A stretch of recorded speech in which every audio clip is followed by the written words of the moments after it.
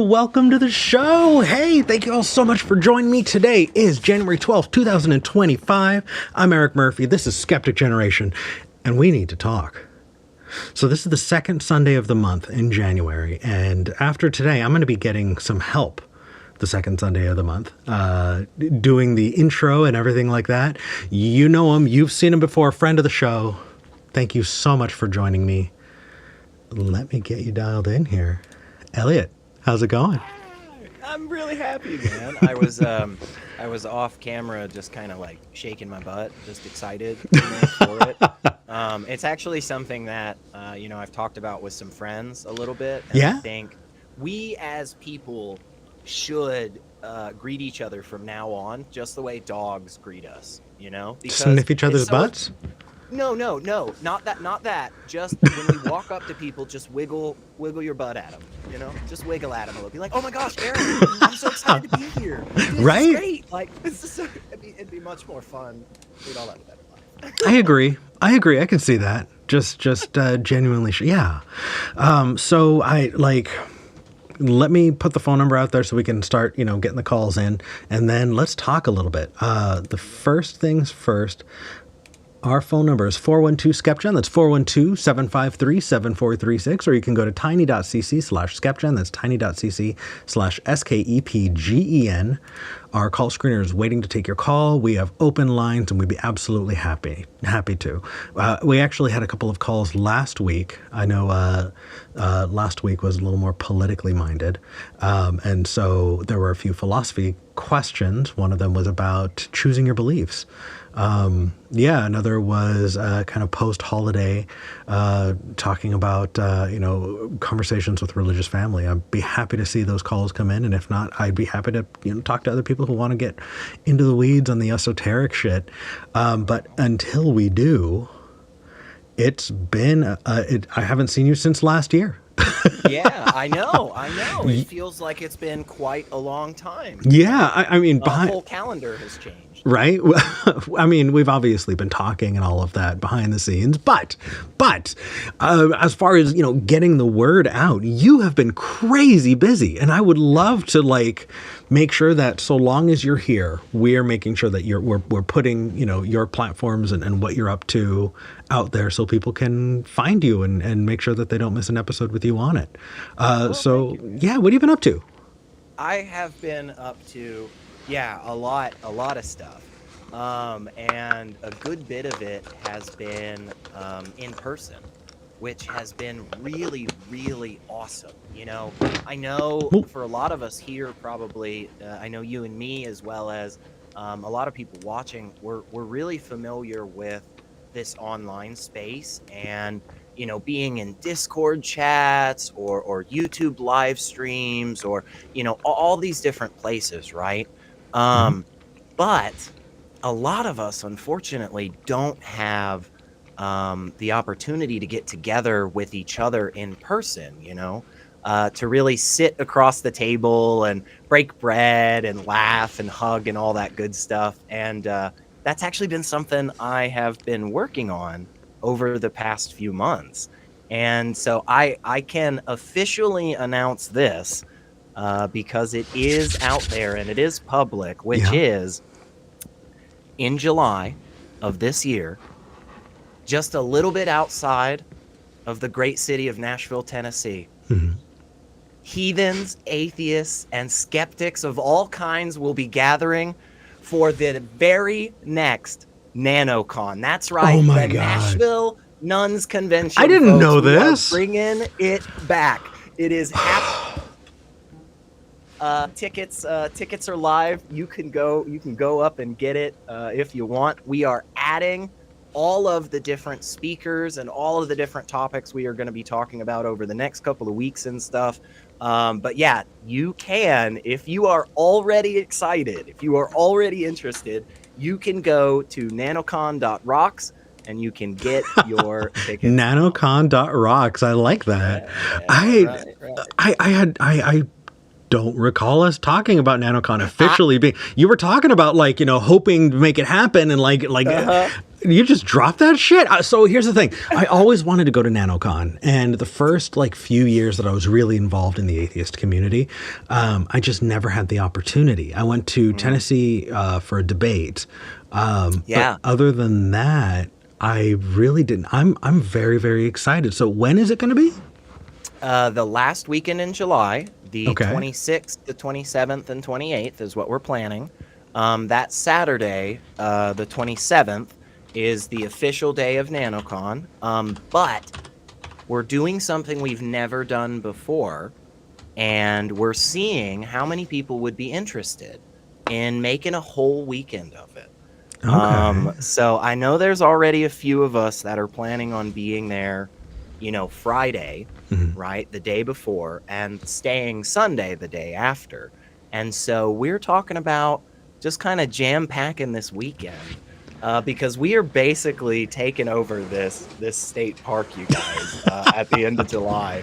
And we are freaking thrilled. We already have some absolutely incredible people that are part of it this year. And like I said, we'll be updating the website here very shortly and getting all of that info up for you guys.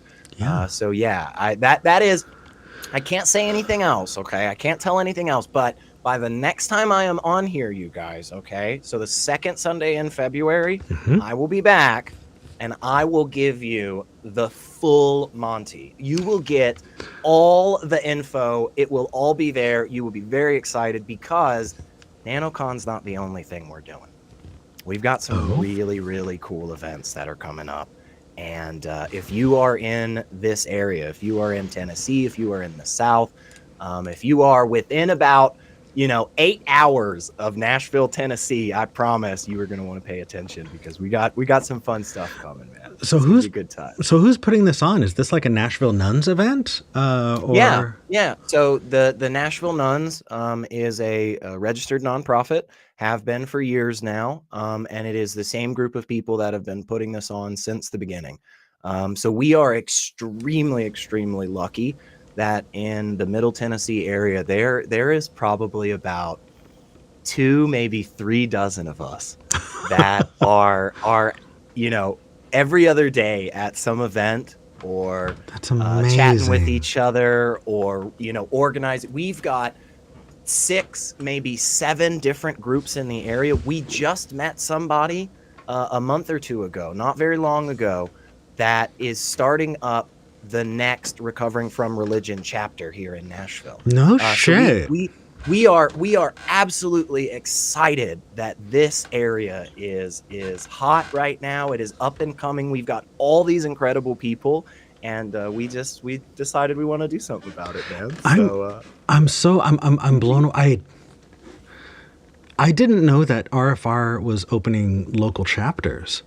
So they do they do local meetups and stuff. Yeah. And so in years past, Nashville had a Recovering from Religion regular meetup group. Okay. And unfortunately, just a couple of years ago, people moved on, got busy, as it happens, right? Yeah. And just in the last little bit, we met somebody that said, "Hey, I just recently went through their training, and I'm really excited, and I want to do something." And so we're going to start having meetups, and we're thrilled to be able to go to those and support that. And there's a bunch of other groups. I mean, you would just be surprised at the amount of heathens there are here in the South, you guys. There's a lot of us, so we need to start getting together and having some fun and honestly fucking doing something. Yeah, absolutely. Let's make a difference. I think we can. You are where that work needs to be done. I mean, I feel like people don't realize just how polarizing it gets in the South and how important it is that we have resources for people. But also on the other side of it, you have the most ready to go activists who are there to show up. I think that what people don't really realize though is that all you need to do is have somebody who's willing to carry water, have somebody who's willing to do some of the footwork. I've been involved in putting on conventions before, and it is It's a lot.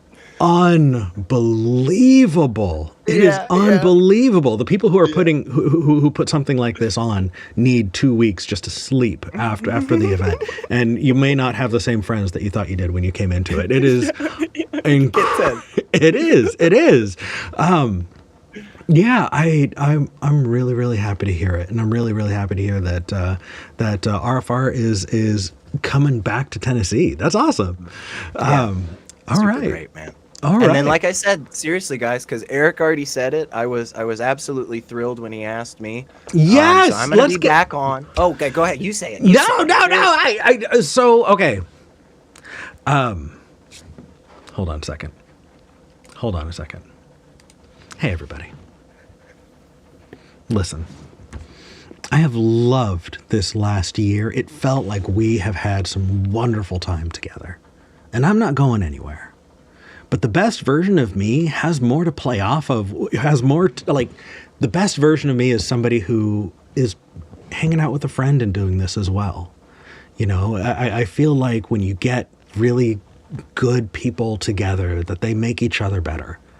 And if you haven't met him, my friend Elliot, also known as Secular Rarity, is going to be joining specifically for philosophy conversations. Elliot, the way that you handle yourself in those conversations specifically is amazing. In the same way that my friend last week, Tori, who's going to be hopping into politics, Tori can immediately, on the drop of a hat, just snipe with facts, like has that shit memorized in ways that like blows my mind. And in the same way, when it comes to the esoteric stuff, you know, the deeper end philosophy conversations, you continuously hold your ground and you are humble about it. And I love it. And also there's this interesting dichotomy between the sweetness you are and how aggressive you can get. And so what I'm interested in, what? You know what I'm talking about. I've seen it. I've seen it. Friends of mine just last night, they were like, yeah, man, I could tell you were kind of getting a little tense there. And I was like, oh my God, was I an ass? Like, was I really snippy? And they're like, no. I mean, like, you started off kind of hard, but then, you know, you softened as you got to the end of it. And I was like, okay, well. I've seen Reddit threads where people have seen you on other shows and been like, SR goes hard. That's awesome. You know what we need to do one day? We need to get, because I don't see most of that stuff, you know? Yeah. So like the thought of anybody ever like talking about me in a Reddit thread or anything. Oh my gosh, just reading mean comments. Dude, we absolutely need to. We absolutely need to. Oh my God.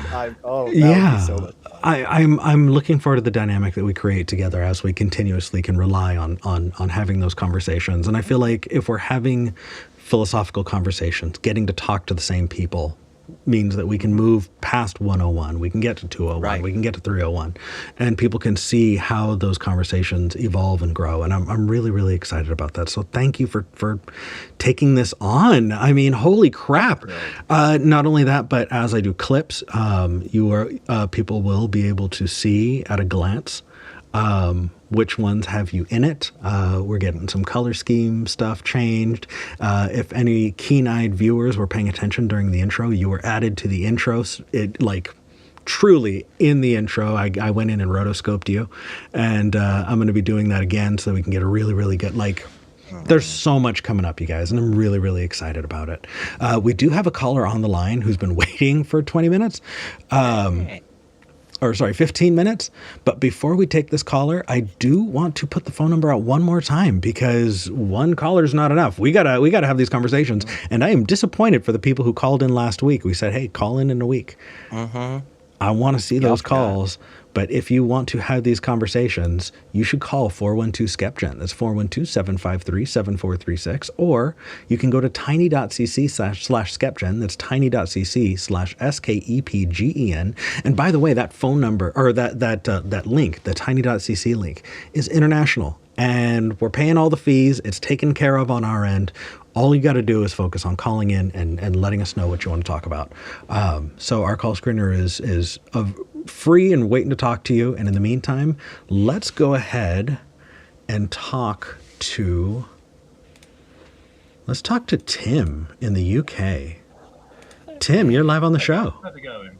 Hey, doing well. How are you? Yeah, not too bad. Can't complain. A little bit chilly these days, but that's what central heating's for, I guess. Fair enough. Fair enough. And blankets.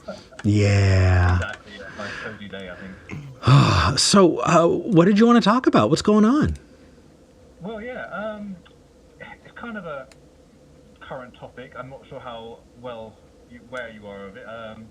So basically, there's two people called Nicole Dodone and Rachel Sherwitz, who basically, for more than a decade or so, basically ran a wellness cult.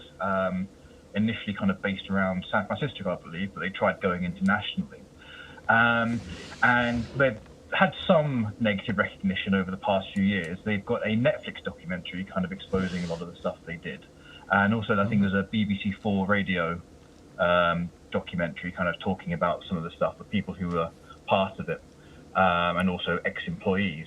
And they're currently on trial for, I think it's forced labor charges. And they, I think, started, I think either last week or starting tomorrow. I'm not sure, have you heard of it, aware of any of this at all? No. I mean, people talk about cults bubbling up here and there, and nobody ever pays a whole lot of attention to it. And it feels like we absolutely are messing up. I feel like we're failing, our community when we're not addressing shit like this. So any information that you have, I'd love to hear. Now let's make sure that we put a big asterisk on this and say that all of this is alleged until somebody, Of course, yeah. Until people are tried and found guilty of crimes. Any crimes that are put forward are alleged, and so we are simply talking about what is being reported and speculating, but hopefully, with that grain of salt. So don't sue us. Okay, go ahead, Tim. Sure. Well, saying that, they have actually been a bit litigious. Oh, jeez. So I think they've tried suing the BBC and Netflix. I think I can't remember which was which. But they kind of think the Netflix one got thrown out relatively recently. But basically, whenever somebody criticizes them, they kind of throw the lawyers out for them. So again, it's all alleged. Well, I mean, my main point.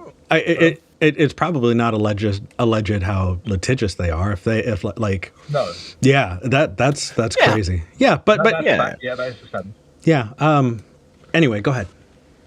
So I think the main point I've kind of noticed is that I think a lot of these things, they kind of focus around spirituality, and I think it uses a lot of the same tools that religions do, and I think spirituality seems to kind of fly under the radar a bit, because obviously the internet's full of skeptics kind of debunking religion and kind of giving their criticisms, but you very rarely see people kind of negatively talk about spiritualism. And I think partly that's because a religion is making a claim and spiritualism tends not to. I mean, I still don't really understand what spiritualism is, and I think something you make a basic claim. Yeah, if I can jump in there, Tim, I think what you just said is, in my view, probably the biggest reason why it's harder to combat spiritualism than it is, say, specific religions. Because I think by its design, spiritualism and this kind of new agey woo-woo stuff is purposefully not well defined and not as well organized, right? So it's a lot easier to attack the Quran. Like, the book just exists, right? I can just read the chapter and just go, oh, that's bad. Same thing with a lot of other religions. It's like, well, we've got this, codified set of practices that everybody agrees on. We just all think the bread turns into Jesus flesh. And it's like, oh, okay, well, that's silly. You can really go, but when somebody's coming at you with this whole like, yeah, I'm just spiritual, and you're like, oh, okay, what does that mean? And they're like, well, it's like good feelings and it's all around me, and like sometimes I burn a candle and sometimes I bathe my son in the bathe my asshole in the sun, like whatever, okay. Okay, hold on a second. Hold on. People do this. I do want to. You said a thing that I think for a lot of people is going to sound very weird unless you talk about what perineal sunning is. It's a real thing. People, yeah, there are people who think that their assholes are like what solar panels, essentially, and that you can charge yourself up. Just so y'all know, Best way to receive it. sunburns sound awful there. I cannot imagine. Right. I cannot imagine what that would be like. Some of the worst pain. Please, anybody out there that's thinking about sunning your sensitive areas between your legs and tanning those, please don't. Well, like, please consult and if physicians. if you do it because that's like what you're into, and not necessarily because you think that you're like getting like cosmic rays injected into your chakras. But I feel like I dragged this far afield a bit, and I'd love to kind of recenter it on what you're saying. I think yeah, you're getting right at the point, is that there is ultimately some underlying claim, even if it's shrouded in a lot of mystery and confusion. And that mystery and confusion, I think, is what makes it really difficult to tackle this type of stuff. Agreed. And also, I'd love to add in that it's often the defense is often, well, it's my thing. It makes me feel good. Why are you attacking, something that's bringing joy into my life, and I'm doing it for whatever reason. People will change the goalposts a bit when you challenge them. But ultimately, I feel like a comforting lie is much worse than an inconvenient truth. Give me an inconvenient truth 10 times out of 10. I would much rather at least be able to make a well-informed decision than be given a comforting lie. And so, we've kind of waxed philosophical about this. Meanwhile, Tim had actually dropped out for a minute, had to come back in. Yeah, so sorry. No worries. But we, I missed obviously the sunbathing arsehole. So honestly, well, now you've got something great to look up after this, Tim. Yeah, you know what? Oh, sure. I'll be down the out in front of the sunbed. Well, it's not really weather for it. It's the middle of winter, but out comes summer. Anyway, sorry. I kind of agree with you, Eric, but I think it's more than that with things like cults, because it's all very well going with like receiving a comforting lie. It's another thing trying to convince other people of your lie, telling them that it's going to help them. And not only that, charging absurd amounts of money for something. Because I think a lot of these cults, they prey on vulnerable people who do need support and they do need help, but they're basically just selling them snake oil. And because I think with One Taste, I think it was absurdly expensive. It's basically one of these things where they would get people into a sales funnel. They'd have like a group session or whatever, and it'd be like £10 or something, or in America it was £10 here, because like I said, I had a friend who tried getting me into it. And then from that, they kind of sell you a weekend course, which is a few hundred. And I think the biggest one I heard was what they called the instructors training course, which is supposedly what the instructors had to go through to be an instructor. And that was like 10 grand. And they were like marketing that to everyone. But from the Netflix documentary, I think there was like a yearly membership was that 6 grand or so? And that expired after a year. I have no idea what you got for 6 grand, and it's like, it's I don't know, it's just like, it's one of these things where they basically just gaslight you into kind of carrying on. If there was any sort of like criticism or like skepticism, they would kind of effectively, not maliciously, but they would shut it down in a kind of killing people with kindness kind of way. They would just and it was basically just kind of keep people into the group, basically constantly giving them money.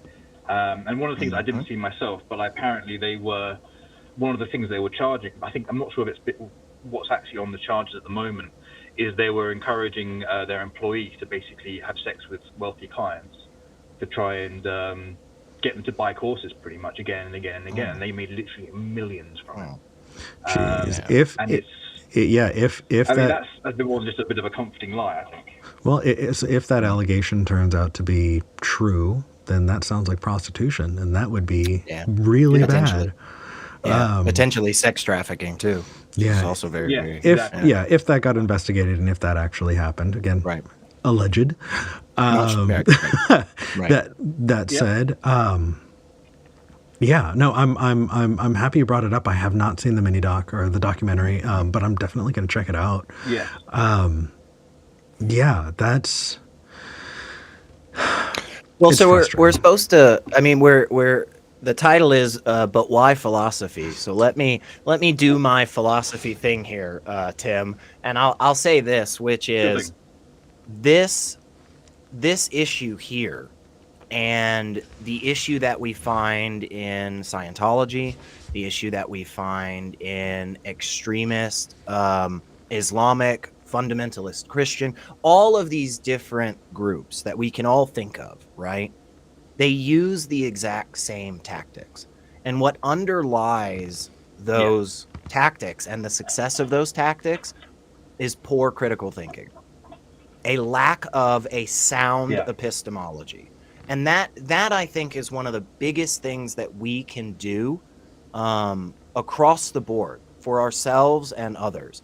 Because here's really the frustration, in my opinion. It's not the people who are known liars and fraudsters, right?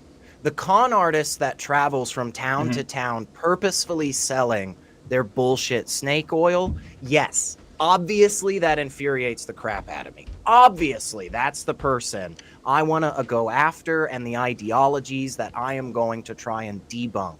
But what's really, really frustrating, in my opinion, and what's really, really difficult is the fact that there are genuine people out there who think this stuff is real because they were taken by the poor epistemology, because they were swayed by the bad critical thinking, right? And unfortunately, those individuals are genuinely going out there telling people, oh, this crystal will do X, Y, or Z, or drink your diluted onion water or whatever bullshit, right? And those people really, at the end of the day, they want to help people, and they think that they are because they have bought into these claims. And that's why I think one of the best things that we can do for ourselves and for others is to strengthen our own basic understanding of how it is that we make decisions in general. Yeah. Because I think what Eric said earlier about wanting that inconvenient and difficult, uncomfortable truth rather than a known lie that just makes us feel a little bit better.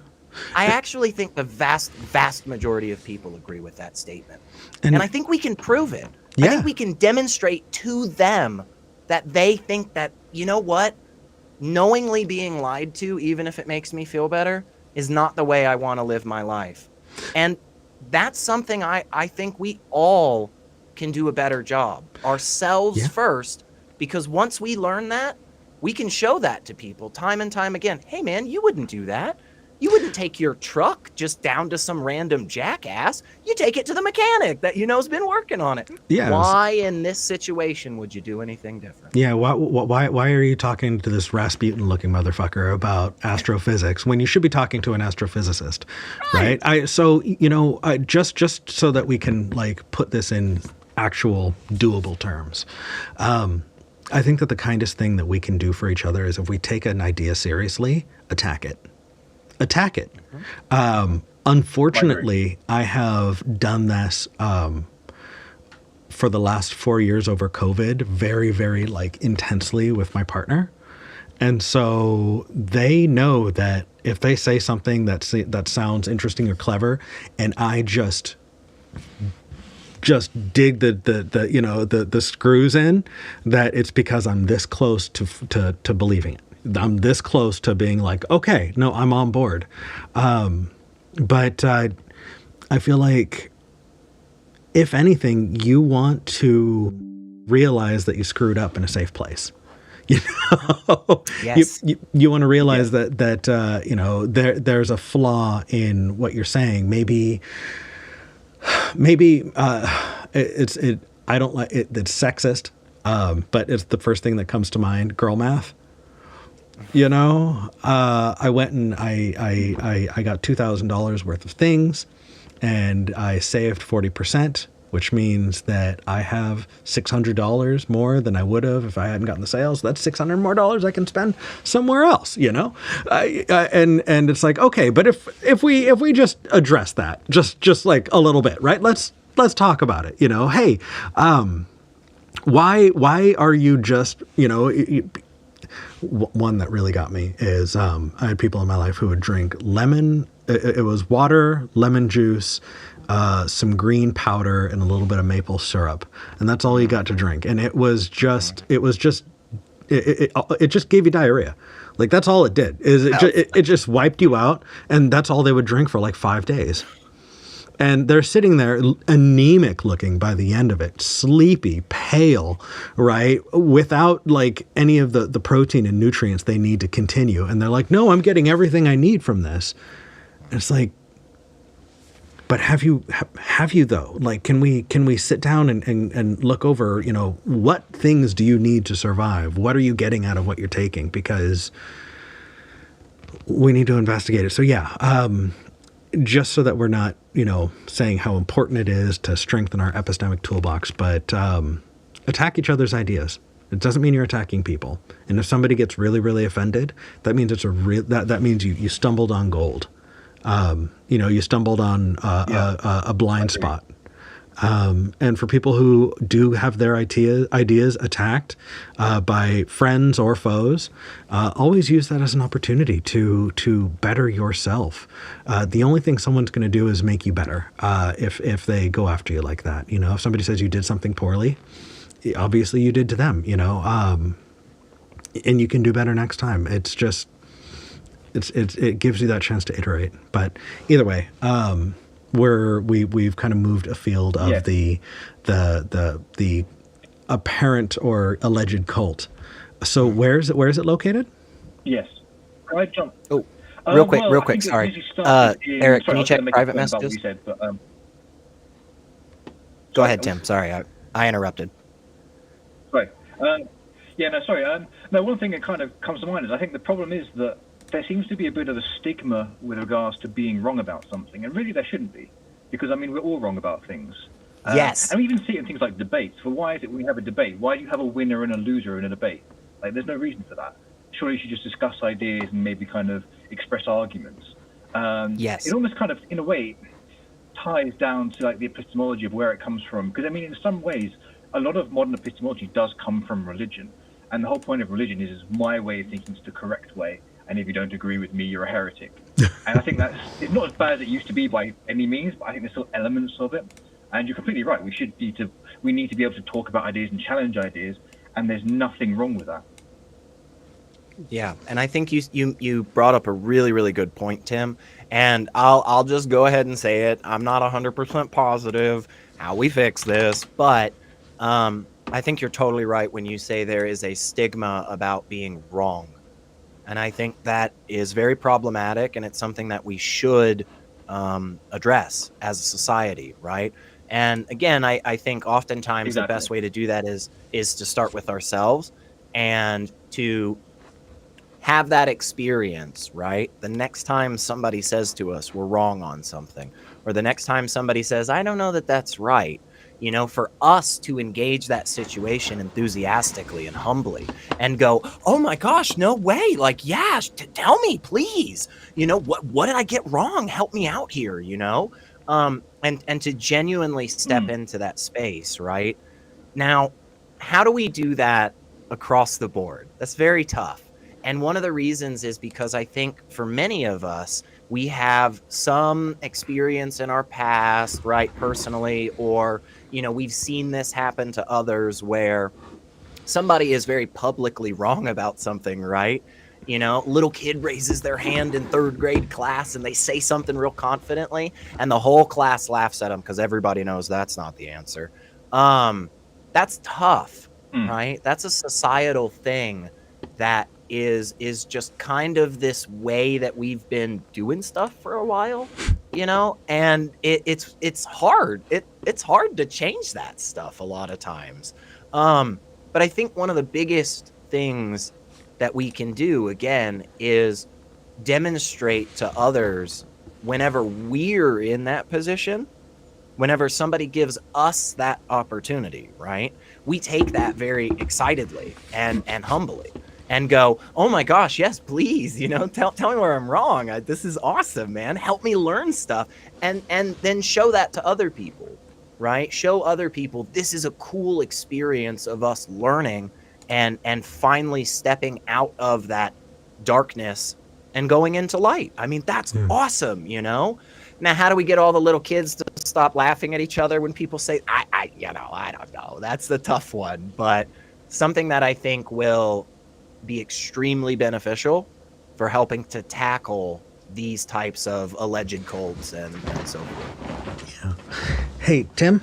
Yep. I think we're going to scoot on to the next call. But thank you for calling in. Sure thing. Thanks, man. Well, thank you for talking. It was a great time. Take care, man. Bye. Take care, guys. Bless you. Bye. I think one of the worst things somebody can think to themselves is that they are not vulnerable to a group like that. Right. To bad I'm too thinking. smart. I got a PhD. I can't get sucked into a cult. Oh Yeah. my gosh. Yeah. The number of Right? people, like, there's a disproportionate number of people who are very liberal and leftist in the atheist space. That said, there's also a disproportionate amount of people with college degrees who are in that space as well. And yeah, it's wild, the number of people who fall into that trap. Because it's an entirely different type of thinking. It's an entirely different, you can be absolutely a genius in one area and you can have the EQ of a 5-year-old. Yeah. And that's why I regularly talk about a consistent framework. That's why I often will say to people, go ahead. Well, so if when you're talking about a consistent framework for like challenging your ideas, that's easy to do if you think that you're in one area, right? If you're talking about philosophy, that's great. But if you're talking about the way that I eat, fuck off. Yeah. Oh, if you're talking It's about tough. my view of politics for whatever reason, fuck off. Oh, if you're talking about the way that I'm treating my friends and family, how dare you make me feel like I'm abusing the people around me? Yeah. And by the way, that is speaking very, very. I'm trying not to snipe, but there are a number of people in the atheist space who specifically have very, very low emotional intelligence, and we need to focus that. We need to hone that, and so it sounds like you're saying we need to have a consistent framework. But how do you prevent yourself from those blind spots? What do you have in place? Yeah, and it is tough. I say it and it sounds like, oh yeah, we just all wake up tomorrow and be consistent, we're all brilliant all of the time. course. You're not. I mean, come on, guys. Why aren't you doing it? You know? No, it's very difficult. And I think one of the biggest things, and this is why I often do this, is I think analogies are really, really helpful, right? I think compare and contrast is one of the best things that you can do, because the way that I view it is pretty simply, which is when coming to any conclusion whatsoever, there's some method getting there. Some method, some way. Yeah. There's some little checklists that we kind of do, and we get to this end. I don't know about that. I disagree with you. What example would you think that we don't have a criteria for how we reach a conclusion? Yeah. Do you think there are ever conclusions that we reach as individuals that have absolutely no chain Most to of get them. to that conclusion? Most of Like them. what? Oh, so I think that we rely on heuristics. And so we, through a set of experiences, create a heuristic, which is just a shortcut, a mental shortcut that goes, I don't need to get from, A through M on whatever this checklist is. I've already done it. I'm going to move forward. And that is really, really useful when you are getting ready to go to work in the morning. You're assuming that there's a job there waiting for you. You get in your car, you're making assumptions that all of the tires aren't flat unless you're really, really anal retentive about it, but like you're making a lot of assumptions about what you're doing in your daily life and how you're pacing your life. And that is understandable. And I feel like the problem happens when we don't investigate those heuristics. And so I feel like everywhere in my life, those heuristics go uninvestigated. It is incredibly difficult for me to find those. Go ahead. You were saying something. Well, no, because I think everything you're saying is perfect because it's exactly what I'm talking about. What I'm saying is that that's what most of us are doing, is that we do actually have a methodology for reaching all of these various conclusions. We just don't investigate it. And oftentimes it's this shorthand heuristic that we're using, you know?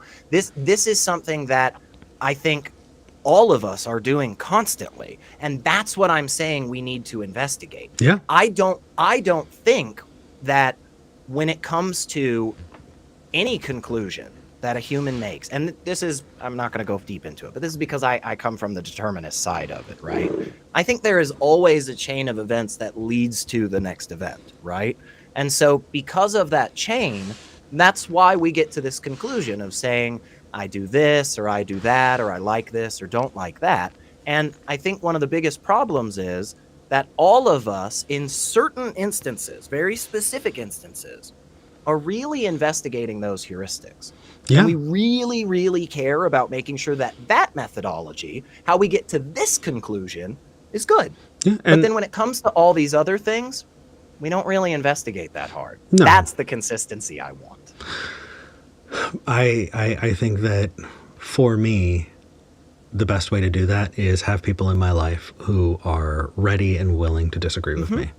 Having people who are ready and willing to call me out, and having people who I can feel vulnerable enough to voice my thought process in front of, who can dissect it without me feeling like I'm personally being dissected, but that the idea itself could be faulty. And if you can do that, if you can find people that you trust, who can call you out on things, who you can trust that call out so that you can investigate it, is incredibly important, because I don't think we can do it by ourselves. You know, you can't look into a mirror and fix this.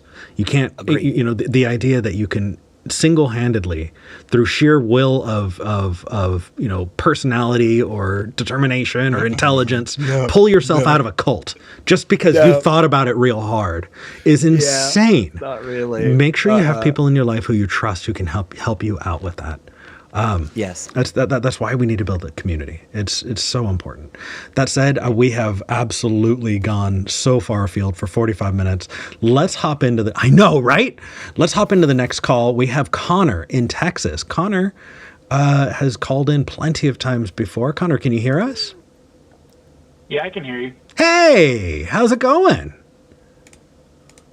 Pretty nice. Just trying to stay warm down here. It's still got some cold coming through. Yeah, I'm waiting for that cold to come to the Pacific Northwest, because we have not gotten it yet, and I'm dying for it. But, Connor, how do you prevent yourself from falling into a cult? Yeah. Just always keep your mind ready to ask questions and like just try and think of stuff from different perspectives. So I know I ask you this every time, but you are a theist, and I'm trying to remember which theistic background you call your own, so I can just contextualize. Baha'i. That's right. I knew you were it. Yes. Okay. Yeah. So how do you still challenge any heuristics around your faith? Or is there a way that things could be wrong? And if they are, how could you tie into what I wanted to call about? Yeah. Well, you want to call about fighting misinformation, and I don't want to call Baha'i faith misinformation, you know, just because that feels... Hold on. Yeah. Well, that's not what I... So okay. Let me give a little bit of a context for what I mean. Okay. So so the context first is we have these things in the faith called fireside. You know, it's a volunteer thing. So whoever is doing the presentation, it's all volunteer. So it's whatever they find and whatever they bring in. So that's the start of this.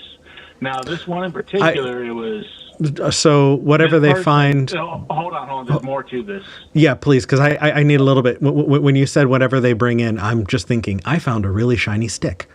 Like Well, it'll actually kind of sound like that. what? Okay, I'm Hold on, yours, hold on. Connor. Not literally. Okay, talk to me. Us. So, first off, about fighting misinformation, before I get into the rest of it, is what I'm asking about is advice on how to do this, how to fight misinformation in a non-confrontational way. You know, just to kind of expand my arsenal of, if we want to call it that, of different tools that I can use in different situations. So now, specifically in this situation, was the person for their topic, they found a video online, and it reeked of the whole good vibes type of video. What do you mean? It had the nice music, it had the soothing narrator voice, it had the good visuals, but throughout the whole thing, I'm just listening to this, and I'm thinking like, because they had quotes from different people supposedly, and I could just smell the like, this just sounds so out of context, and the video had. I need more. Like, I'm pretty sure it was out of context quotes from famous atheists. Supposedly, they said stuff like "maybe God is real," which this sounds so misleading. And I am trying my best not to lose my shit by saying. Yeah, real quick, Connor. Right now Connor, just real quick. Hang on, just a second. Connor, you have to be able to hear me, man. I don't want to yell as loud as I fucking can, but please, God, for 5 seconds. Can you hear me? Sorry, I was on a bit of a Thanks, thing. Man. It's okay. It's okay. I get it, man. Jesus. We get excited. Just hang on just a second, because here's why. I don't know about anybody in the audience, but I can tell by the look on my face and Eric's face, we're both a little confused as to what you're trying to tell us right now. Yeah, it was vague to the point that I thought for a minute that you were talking about the really fun cooking things, like, oh, if you take silly putty and microwave it, you can eat it, or bleach and vinegar, here's a way to make poison, but if you put sprinkles on it, and so it was really vague for a minute, and we weren't able to take what you were saying and put it in the context of what you were. So can you give us a little bit more information about the video so that we can follow along with you? Because you're angry, and I think I might be angry with you. We don't know. It's more I get irritated with inaccuracies, and I can tell right away this is not. What was the inaccurate thing going on? So was it a cooking video? Well, I'm pretty sure you good? Yeah, no, I was asking, because I'm still, what is it about? Yeah. So, the example I have is, they were taking what I'm pretty sure were out of context quotes from people like Dawkins, Hitchens, Stephen Hawking, Einstein, supposedly suggesting that these people were saying that they themselves, in these out of context quotes, were admitting to that they were open to God. It was just the misinformation and misleading stuff. Even though I don't know these quotes, I can smell it so bad on how. Yeah. So here's how we can fight that. I have a tool here. There are a number of videos like this. I'm gonna make something up given what you've said, right? I've seen videos that have an AI voice, and it'll say, the evidence for God is unimpeachable. No one can deny the sheer volume of proof that we have for the living Christ. Even famous atheists have to admit that they don't know, or there is a God-shaped hole in their worldview. Here's an example of blah, blah, blah, blah, blah, blah, blah. Is it a video like that? Yes. Okay, so now I've got a little bit more context. Majority of scientists Majority, now agree or believe, like, oh my God, that's got not, it. Okay. no. So now we're all more on the same page. So there are some fallacies that those videos take into place that really strike at the core of what the problem is, right? One of the big fallacies that videos like that really fall into, and a fallacy is simply a bad tool. It doesn't mean that it's necessarily wrong. It just means that it cannot get you to truth, and that is oh, help me, Elliot. It's appeal to authority, right? You know, these are supposed authority figures in atheism, and they're making this assumption that this authority figure is a leader, a thought leader to, atheists. And there are a lot of atheists who do, right? They'll listen to people like Richard Dawkins whenever they speak because they think that he's the smartest person in the room, and so everybody's got to listen to him. But the fact is that appeals to authority like that might work in a religious mindset, but they don't work for skeptics. So, and it's ad populum, which is right? essentially just saying that because we have 100 people in a room and 99 of them agree on this and one of them disagrees, it must be right, And that's where, again, like I said earlier about analogies to other things. That's why I love this stuff, is because because arguments are ultimately, at the end of the day, like these constructions, it doesn't matter what the specifics are, because the argument that, oh, this guy's really smart, therefore everything they say is correct, it just always fails. And so all you have to do is just swap out the particulars. And so they say, well, 90 some odd % of academia agrees, blah, blah, blah. And you go, oh my God, that's crazy. I also heard that 90% of academia agrees, and then say something obviously ridiculous and go, well, don't you agree? And they go, well, no, of course not. And you go, well, why then in this scenario does that argument work? Right. That's where fallacies are really helpful. Yeah, and then you can get into the particulars, and once you dive into that, it can become clear, and that's the one step, by the way, that entire empires of bullshit are founded on. That right there is what I don't know why I'm losing the names. What's the name of the doctor who claimed that vaccines cause autism? Andrew Wakefield. Yeah. Connor, you know exactly what I'm talking. Yes. Yeah, that guy's a jackass. Yeah, because I'm autistic and that shit pisses me off. And the guy doesn't know anything about vaccines. He was a gastroenterologist. He was. Yeah. They had really revoked his license after that flawed study of just 12 individuals in the 90s. But I'm sure that there are videos that say, Andrew Wakefield, who is a doctor, conducted a very scientific study, and here are the results of it. And it is a scientific illiteracy that prevents us from investigating. And I think that there is the problem. Nobody wants to look into it. And then when they do look into it, and I'm, by the way, I'm guilty of this more often than I want to admit, that I'll pull up the study and just read the abstract. That doesn't help. That is not helpful. Having an understanding of what good methodology is will really, really help. And if you don't have that understanding, that's totally okay. But recognize that and have resources, find people or find, trusted, vetted sources that can, investigate that and let you know. That's how we do it. Mm-hmm. And I also think we should be more comfortable with the idea of Tenative truth, which means yes. Ooh, yes. You like that? Yes, I do. I think it's a really good one. And honestly, again, I really do think I can demonstrate to people how they're actually doing this in their daily lives, right? We all kind of hear and see all of this junk all the time. I mean, the amount of information that our brain is actually processing at any given time is wild, right?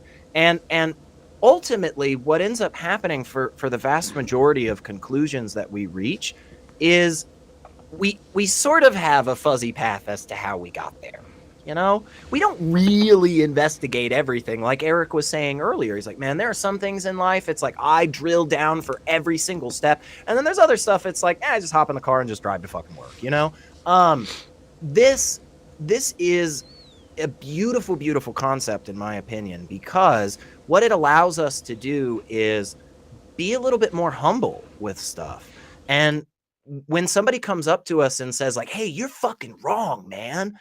Well, now it's not really that much of an attack, because it's like, oh man, I haven't like built my life around this, or I'm pretty sure my neighbor has a bunny rabbit, but like, it's not going to radically change my world if that's different, right? Well, I mean, and that's good. But also, if you do build your life around it, there are a number of times where both of you have, how much interaction have either? Well, you're in Tennessee and Texas, I'm sure.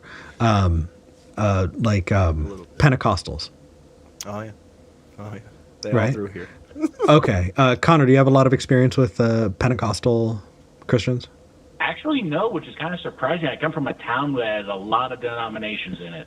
No worries. So Pentecostal. At least none that I've met. So what you'll notice at a Pentecostal service is they have this belief that as they are worshiping, they are inviting the host of heaven into the church, and the host of heaven includes these angels, and so there are angels floating around the room while they're doing their sermon. And every once in a while, if an angel is particularly inspired by a devout person in the room, they will possess them like a ghost and speak the language of heaven. And that person will start, rattling off in tongues, right? It just absolute gibberish. And someone else in the room will be divinely inspired to understand it and then translate it. And so you have these impromptu, bursts of energy. Somebody, just absolutely speaking gibberish. Another person saying, "Here's what's going on." And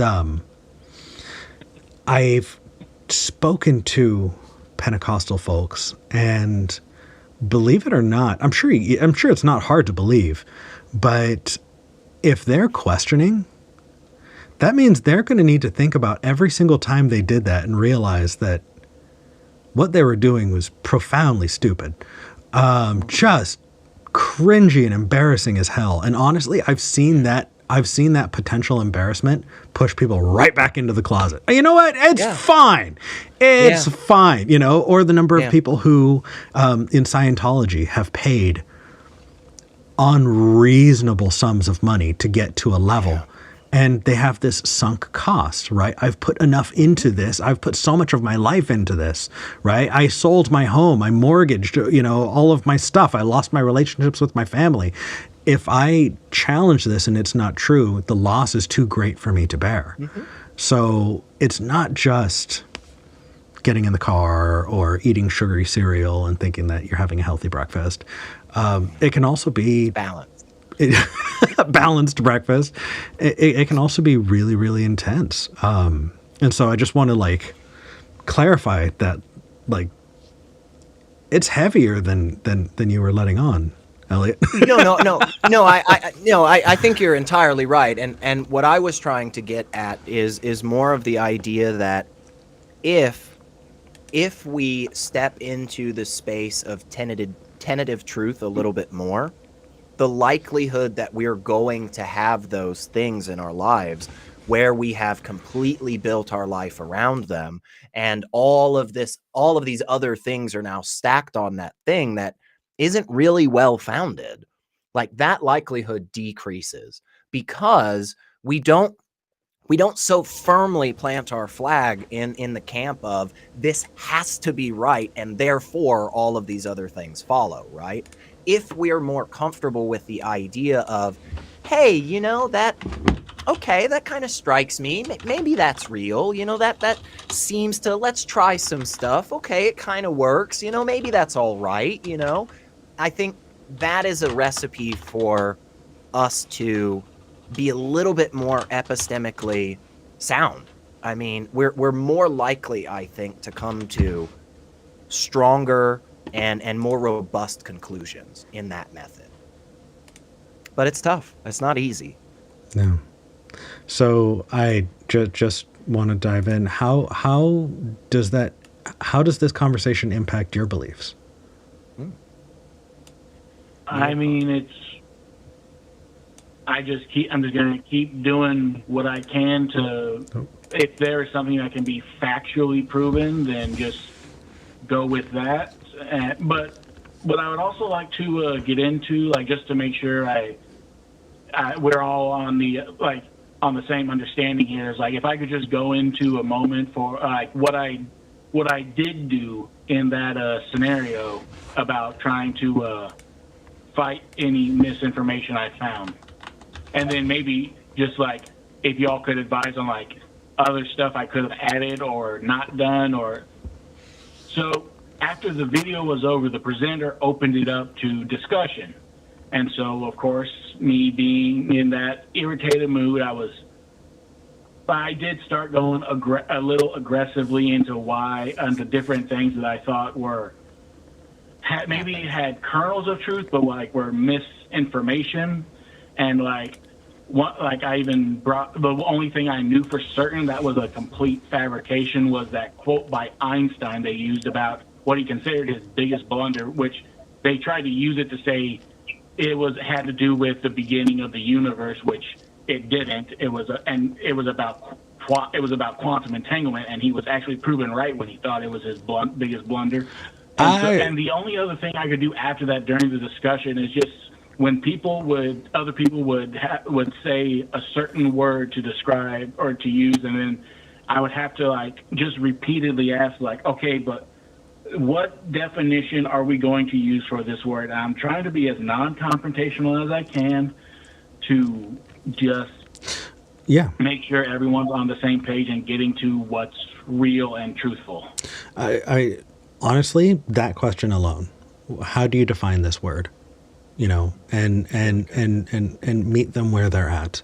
The number of people who I've completely stopped conversation with have been people who have talked about belief and knowledge and equated the two and then used that to smuggle things in.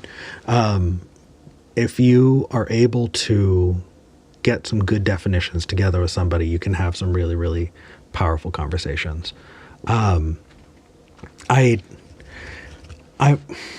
You know what, before I continue, because I definitely have other questions that are going to lead the conversation in a different direction, so I want to pass this over to Elliot first.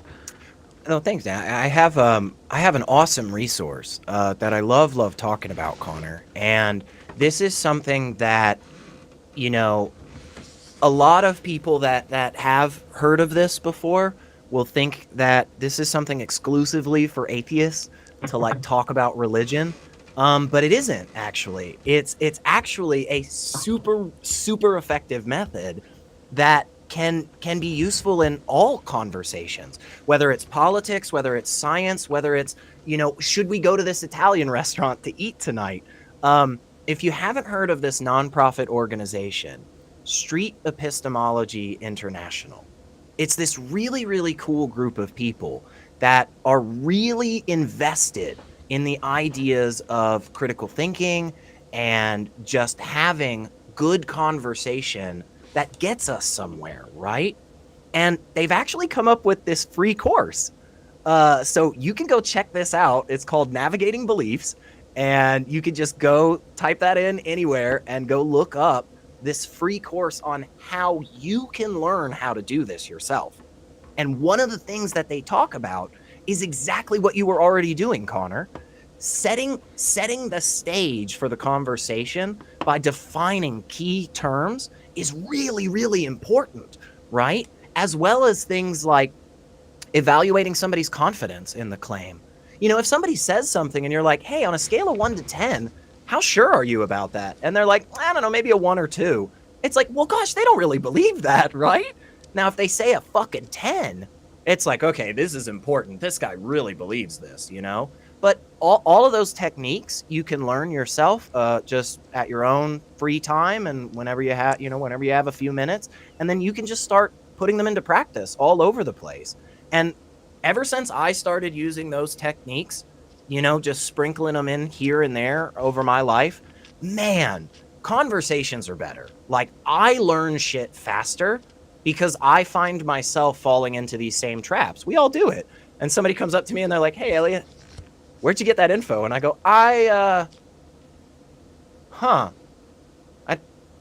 I'm not sure actually. And they're like, well, is that really a good reason to believe that? I'm like, no, you're kind of right, man. That lowered my confidence. Yeah. So yeah, I'd say check out Street Epistemology. I'd love to try an example of that with Connor. Connor, are you up for that?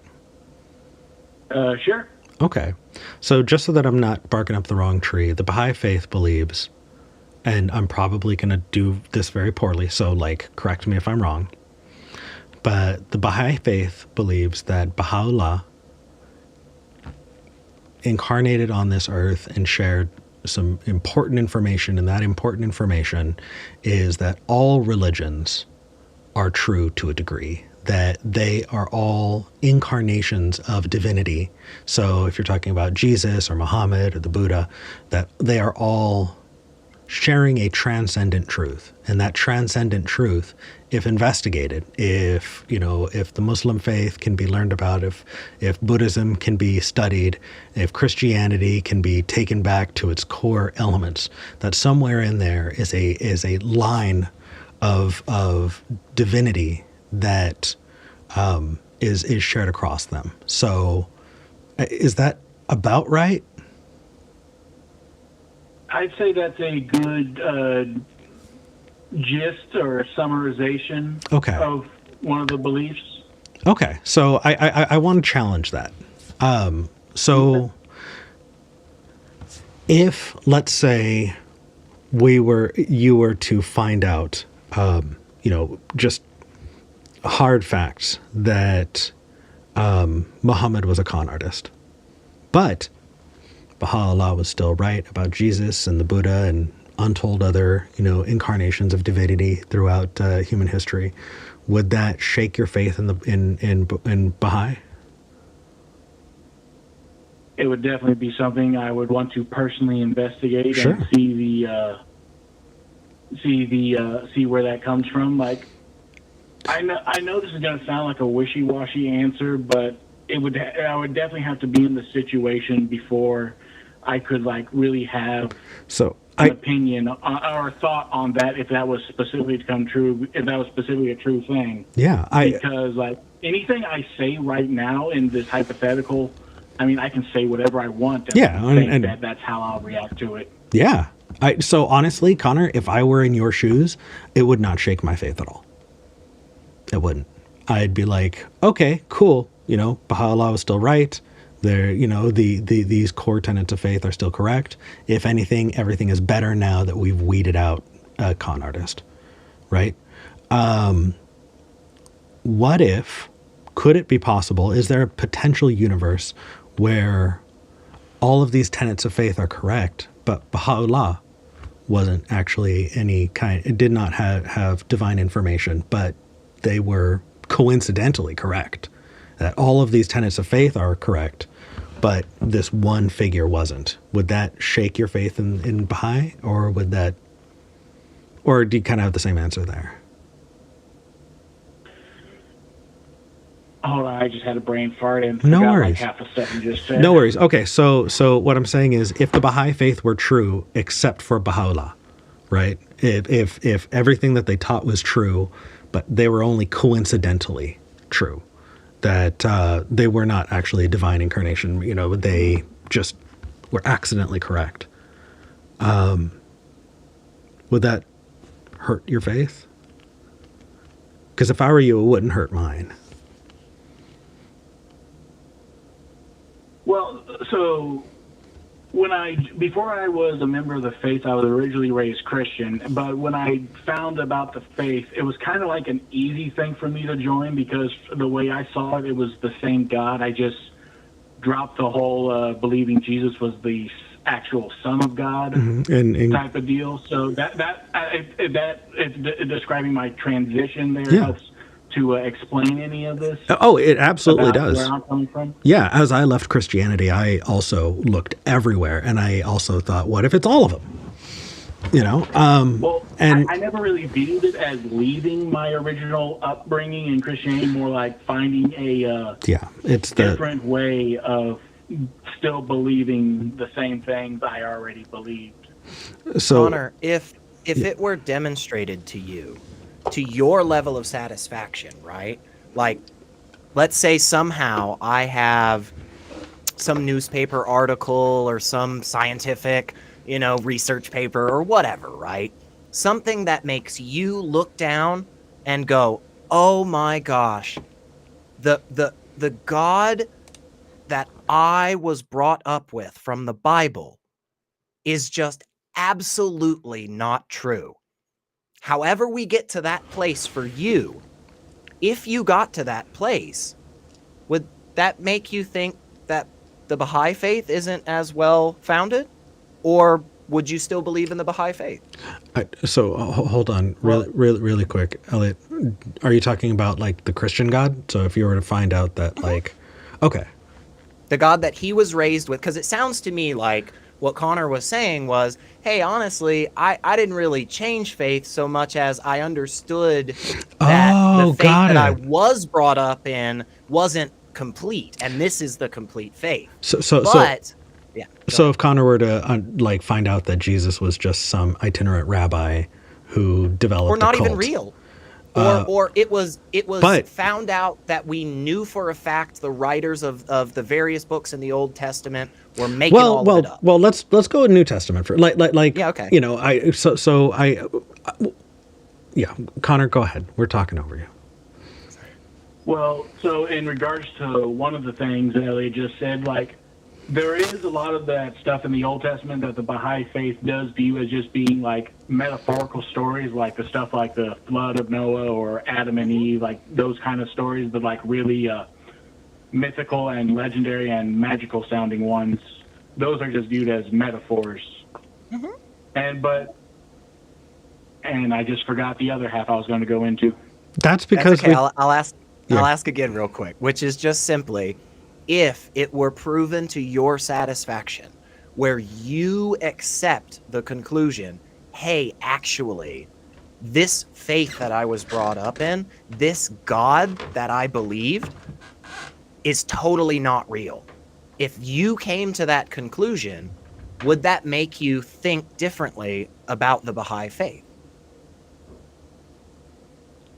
So I would have to consider, given how so much of what is supportive of the faith is based in the previous religions, and I will always admit that I do not know for a fact any of the stuff I believe in is fact. It's just a belief, and if there's something that can definitively prove that I am wrong about this, I am open to it. Can I? So. A belief is that which you accept to be true. If it is a fact, it is just... I still view beliefs as opinions, basically. I don't have hard evidence for the God that I believe in. So therefore, I cannot be someone who goes around telling other people, you also have to accept this because it is factually true and we know it, when in reality, I don't even have factual evidence that I could hand you. Yeah. So what about people who have other faiths that are also tentative with their beliefs? Are they equally true, or is one of you more correct than the other? How do you determine that? I mean, personally, I just say hey, that's their thing. Let them have their thing. I mean, but it's not just their thing. They have an understanding of the world, and you have an understanding of the world. And so one of you hopefully is right. You could both be wrong, but how do you compare those things with each other? Is there a way to vet, that, or do people have access to their own reality, their own truth?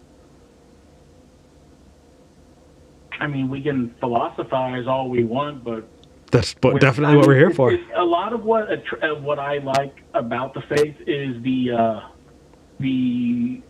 moral teachings and the philosophy that goes into it. And while that can be really beneficial, there are truth statements being made, and so we're just dialing in on truth statements here. And so if somebody had a different faith background, I don't know, let's go with Scientologist, right? Do Baha'i believe that there's a spark of divinity in Elon But L. Ron Hubbard? Well, he wouldn't have been born around the time when. So our only sources for that we have as like confirmed, like for us theologically confirmed past manifestations of God here on earth were written down by are the ones that were written by our three main figureheads in the faith. And like no one else has really been able to add on to that sense because they don't have the authority to make those. Got it. Okay. Claims within the faith. Perfect. But Perfect. No. Hold on. There's Yeah. one more to add to this. So there is another. So the third main figure in our faith, it was Abdul Baha. He was the head of the faith for a while back in the early 1900s. Yep. And he was asked by a believer about the Native Americans and if they had any manifestations. And so in his response that we have, his answer was that all peoples have had a messenger sent by God to help guide them forward in ever advancing society. Right. So let's say you're talking to somebody who says, Connor, you're absolutely wrong. Obviously, we're all being haunted by ghost aliens that came out of volcanoes that were dropped off in giant airplane-looking things from another galaxy. And the only way that you are going to reach any kind of peace after your life is by, getting electrically tested. They have a belief, an actual belief, right? Something that is grounded, at least to them, in reality. And you have an actual belief. So how do you determine who is right? Well, one of the things that comes to mind is all I can say is like, we could both be equally wronged. No, sure. Like, but I don't hopefully have you both anything to think that really you're right, right? Say to them, like, other than like, I don't know if this is true, like definitively, factually true. Like maybe one of us is right, one of us is wrong. I don't know. How would we figure that out, though? I don't know. Yeah. How would we figure this out, though, Connor? Like, let's say Eric and I got together before the show, right? Doing tech checks, saying hi to each other. And Eric goes, hey, man, how's it going? I heard your area got like 6 inches of snow the other day. And I go, nuh-uh. No, we didn't. It's bright and sunny. It's 80 degrees outside. Well, we're clearly saying things that are contradictory, right? What would we do in that instance to go about figuring that out? And is there any correlation to that method and the method that we would use when talking about religion? Elliot, I'm going to pop this over to you for just a second. The benefit of having two hosts. Okay. What do you think on that, Connor? Is there a way that we could go about figuring out whether or not this claim that you've got and this claim that this other religious person has are true? Is there any way? Well, I would go back to one thing I've already said is that, like, because the difference between your weather example is that there are actual tools that can be used to give a definitive determination, whereas in all honesty, we don't have tools right now to determine these theological beliefs on who's right or who's wrong. That's it, Connor. That was freaking beautiful. I want to stop right there for just a second to praise the freaking crap out of you, man. Okay. That's an awesome statement, what you just said. Like, man, when somebody tells me that, like, their alternator is messed up in their car, you know, or somebody says to me, like, my oven won't light or whatever, right? We seem to have some tools there to really dig in on that crap.